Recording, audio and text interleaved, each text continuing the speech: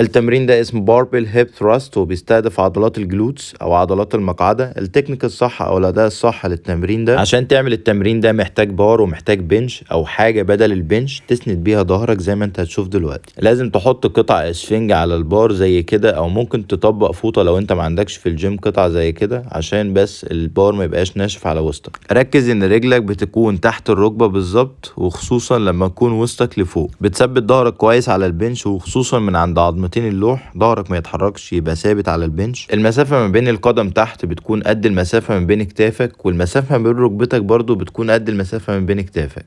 يعني كتفك وركبتك ورجلك كلهم في خط واحد او لاين واحد. وحاول تمسك البار ماسكه واسعه بايديك عشان يبقى فيه توازن في البار. المدى الحركي بتاعك بتنزل بعضلات المقعده او مفصل الحوض لتحت قبل الاخر بشويه، يعني ما تلمس الارض، وبتطلع تسكويز او تعصر للاخر فوق عضلات المقعده كويس. التنفس صح في التمرين ده، وانت نازل بتاخد نفس، وانت طالع لفوق بتخرج نفس.